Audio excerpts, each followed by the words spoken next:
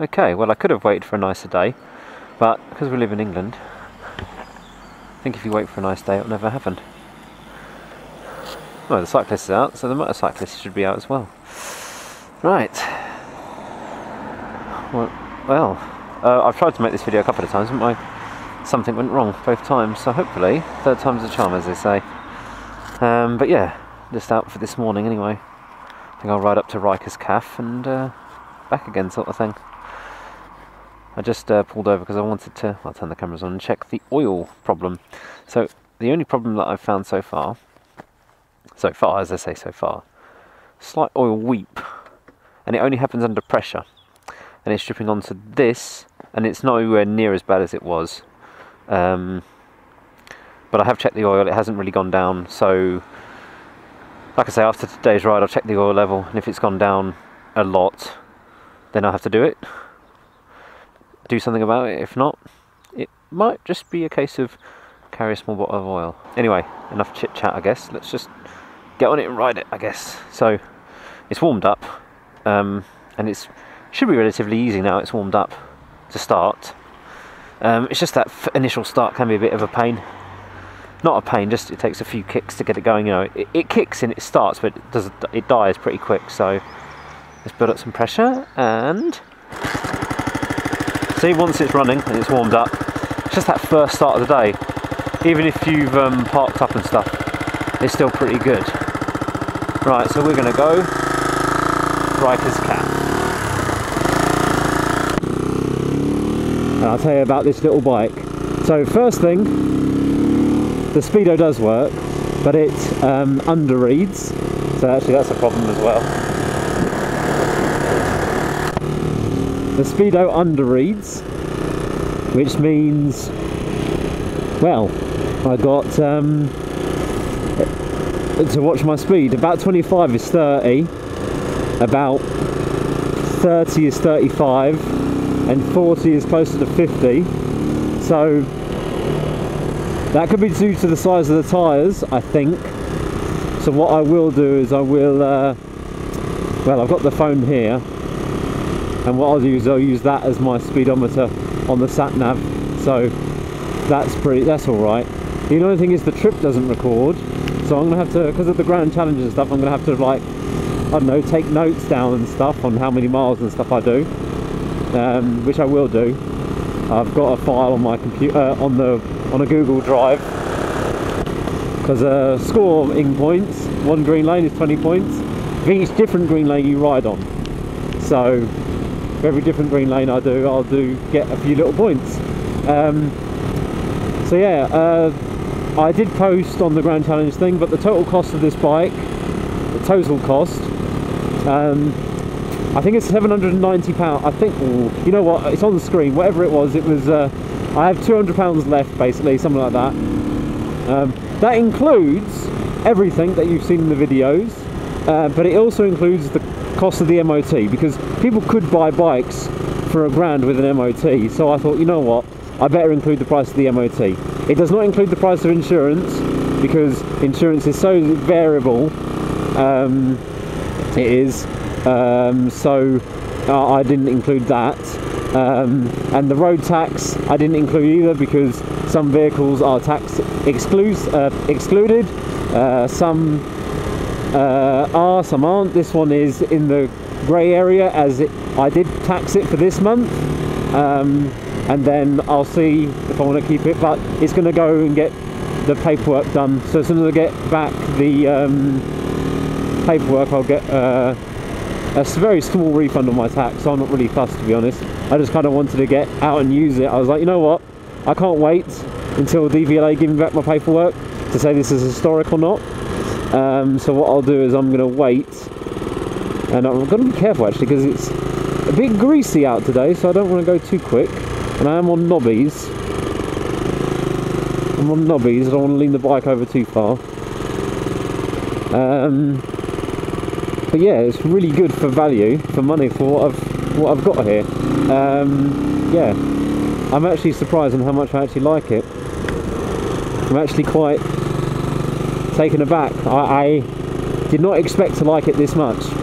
I thought it'd be like a 125, I really did. I thought, you know what, 1980s 250, it's going to be like a 125. A lot of gear changing and a lot of, you know, and once I realised that the speedo was under reading, I was like, you know what then, this bike is pretty quick for what it can do in what gears. And look how high it can rev, 9 grand. 9,000 RPM, that's amazing. I don't think I've gone that high, I think I've gone like 8, you know, and I'm cruising around in like, I think second or third at the moment, and it still pulls well. Yeah, I'm really taken aback by it. So why did I get this bike? Well, so why did I get the bike? Well, partly because my dad had one when he was my age. It's quite funny. So when he was my age, he had a CB250rs, and I followed in my father's footsteps, I guess, and went out and bought a CB250rs. Fantastic bike. So now it says, I think it's meant to be 33 brake horsepower, and a part of me thinks, no, it can't be 33 brake horsepower. Surely not. It feels like a 30, I'd say between 25 and 30 brake horsepower machine. So I'm not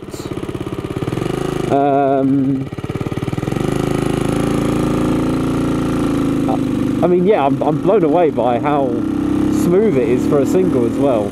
Like, it really is smooth. Smoother than a CRF. There's no high-speed buzz. Okay, it's a bit loud, but the exhaust is not in the best shape. But these bikes do sound like this as well. They sound a bit rattly. I've looked at loads of videos. I thought mine was broken. I thought, oh man, this engine sounds dreadful. But no, it is actually meant to sound like this. They always sound a bit weird, especially on video as well. Now, which way do I want to go? Do I want to give it a hill test, or do I want to go a speed test? You know, let's do a hill test. So what's the downside with this bike? Not a lot really, but I don't know, it's just for such an old 250, it's actually got quite a bit of hope. Gives me ideas of what I want to do this year. So yeah, now I've got it running, I better go start earning some points. So I'm just looking at like what things can I do to earn points. So the green lane stuff, oh yeah, I'm going to totally go ahead and do that. I'm thinking of doing an organised ride on the Grand Challange Facebook page, because there is a thing about meeting up with other Grand Challange, the Grand Challange members, and going on for a ride with them. So I'm thinking maybe I do an off-road ride around the Surrey Hills area, only the easy trails, probably when it's dry as well, or you know, dry like summertime, although no guarantee that will be dry.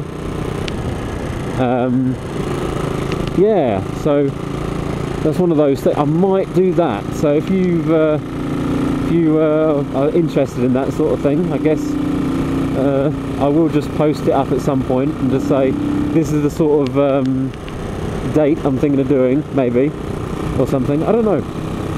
I'll wait and see on that one. I would like to, because if you can get everyone together for a ride, I think it's like 1 point for every mile you do. So that could be quite good. Ooh. Right, I've geared down because I'm ready for this. Usually the cubs and everything really struggle going up here. Right, let's see if I can do it. Climb, climb, climb. That's horrible. Why did they put this massive seam in the middle? Yeah, this bike does it no problem. Ah, the car slowed down. The car behind me couldn't keep up. That's hilarious. Probably an automatic with overrun off and eco boost, who knows.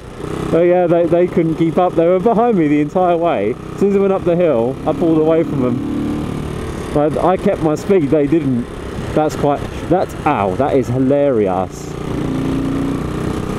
But I'll definitely give my thoughts on this bike after I've done some proper miles, and I'll probably give a little review and stuff later on down the line. It's just such a It's so nimble as well, it really feels nimble, and I think its weight is around 140 kilograms. I think it's 130 dry, so we're looking at maybe 145 wet, maybe. But it feels really nice. It feels really nice. I don't know what the MPG is either. I have to work out the miles per gallon, but judging by what I did the other day and how much fuel I put in, I think it's doing about 65 to 70 to the gallon. Still pretty good. Keeps it cheap and cheerful. I mean, it idles well. It seems to run all right. Yeah, I balanced the carb good, cleaned the carb out, electric fault finding. There were the two issues, I think. After that, it was just a case of get it all ship shape and ready.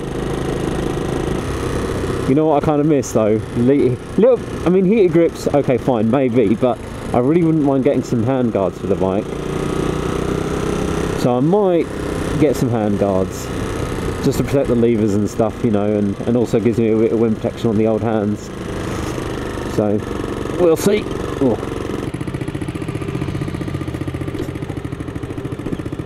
Oh, there's quite a few people out today. Oh.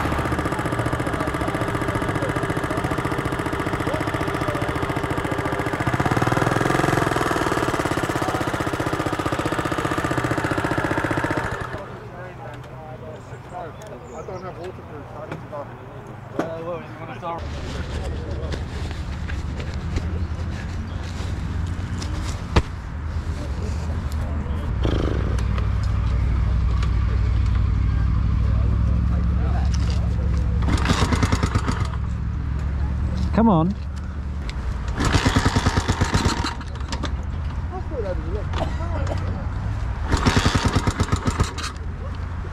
Close.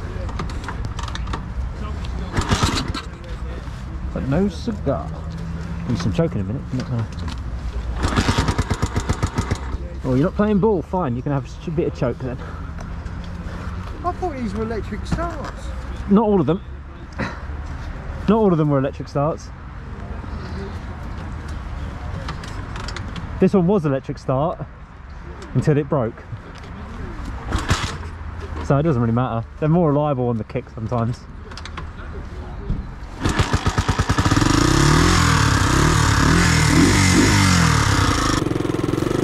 Right then, so after a little kick and a tickle, I had stopped for about an hour, so it took a minute to get going again. Still not 100%.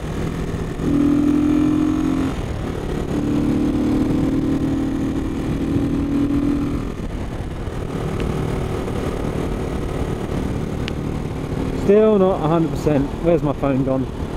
Is that pocket zipped up or not? Well, there we go. Pocket dance, pocket dance, pocket dance. Oh.